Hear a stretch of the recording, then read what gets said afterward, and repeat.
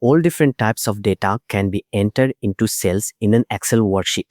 We can enter text, we can enter numbers, decimal numbers, percentages, formulas, and many other data types. So let's take a look at some of the basic things you need to know when it comes to entering and editing data in cells. So currently I am in my first workbook and I'm clicked on the calculations tab. Now what I'm going to do is I'm going to jump up to cell B3 and I'm going to type in the word months. So to type into a cell, simply select the cell and start typing. Now notice as I type into the cell, the word that I've typed also appears in the formula bar. So anytime you click on a cell that contains numbers or text, you're going to see the contents of that cell also reflected in the formula bar. And you could, in fact, if we just backspace out of here, if I wanted to use the formula bar, instead of typing into the cell, I could click up in the formula bar, type the same thing, and it's going to enter into the cell. Now, one thing to note here is once you finish typing in your piece of data into the cell, you have a couple of different options. If I press the enter key, the cursor is going to move down to the cell below, ready for me to type in my next piece of data. Now, if I type into a cell and I want to stay in the same cell, I can press Ctrl+Enter and it's going to leave my cursor there. And that's particularly useful in many different scenarios. If I want to type something in the cell to the right of where I've typed Jan, I can simply press the tab key, or I could use my mouse to click on the cell. I can also use my arrow keys to navigate horizontally and vertically in a spreadsheet. Now that I have Jan in here underneath the heading months, what I effectively want to do is I want to list out all of the months of the year. So what I could do, I guess, is go through and just type them all in. There aren't that many, so it's not going to take too long, but we have a special little tool in Excel which recognizes certain standard patterns, so things like months of the year and days of the week. If I just delete out and I'm just highlighting both of those cells and pressing the delete key on my keyboard, what I could do is use my autofill handle to fill the rest of these months into the worksheet. Now, the autofill handle is this tiny little solid green square in the bottom right hand corner of the cell.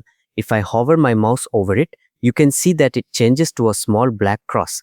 So what I can do now is click and start to drag down, and notice the screen tip. It's telling me what is going to fill into the cell when I let go. So I can drag this all the way down to December, let go, and I haven't had to type those in. Excel has done all the hard work for me. So Excel recognizes certain patterns. If I go to cell C3 and type in days and hit enter and now type in Monday, this would be a good example of when I want to stay in the same cell because I want to use that little autofill handle again. Ctrl+Enter to stay in the cell, and then I can drag down and complete the days of the week. So a really nice quick way to get that information into a spreadsheet. We could also do this with things like dates. So if you need to type in lots of dates, let's just say the 1st of the 1st 2021. I'm going to do Ctrl+Enter to stay in the cell, and if I drag down, you can see it goes up by different days. And just a quick point to note here for all of our non-American viewers, I'm actually using the United States format for my dates. We do switch around the month and the days, so if that's confusing you a little bit, that's why. Now what about if I type in something like, let's say, week number? Now the first thing to note here is that week number kind of breaches the boundaries of column E. You can see it looks like it's spilling across into column F. Well, in fact, it actually is all contained within cell E3, but it's too wide for the current width of the cell. So in this type of scenario, you're going to probably want to resize the width of column E to accommodate the full length of the text. And there's a very quick way that we can do this. If we hover our mouse over the boundary between column E and column F and double click, that's going to auto fit that column to the width of the longest item in the column. And that is a really useful little trick. You can also apply that trick to multiple columns. So if I select all of these columns again, I can double click and it's going to resize or auto fit those columns. Now what about if I type in numbers? Well, if I start to type in 1, 2, 3, I could carry on going, but again, I could use my autofill to make this even more useful. So what I could do here is select all of those numbers, carry on dragging down, and you can see that it's going to fill in the rest of them for me. And a bit later on in this course, when we talk about autofill, I'm going to show you an even quicker way to fill in lots of different numbers. So if you need to type into an Excel spreadsheet numbers 1 to 10,000, there is a very quick way of doing that. And what about if I want to go back and edit cells? So maybe I want to change where it says Jan to January. Well, again, there's a couple of different ways that I can do this. I can click on the cell and double click my mouse, and that's going to put me in edit mode, and I can now just go in and change that to January and hit enter. And for this, I think I'm probably going to want to widen out this column, and I can actually drag this and customize how wide I have that column. Another way that I can edit cells is to press the F2 key on my keyboard, which again puts me into edit mode, and I can simply jump in there and edit. The third way I can edit is to go up to the formula bar and make any changes I need to from up there as well. And now that I have these all in long format, I'm going to select them all and re-drag down, and it's going to switch or autofill the rest of those long format months. Now, other common ways for getting data into your worksheet is to import data from other worksheets or other sources. You can even import things from Word or PowerPoint if you wanted to, using copy and paste, and you can even copy and paste things from one part of your workbook to another part of your workbook.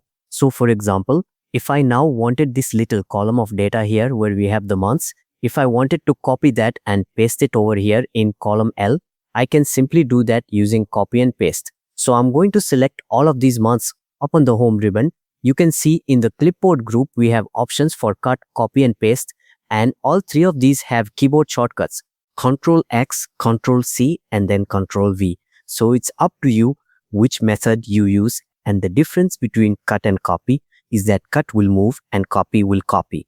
So I'm going to click copy.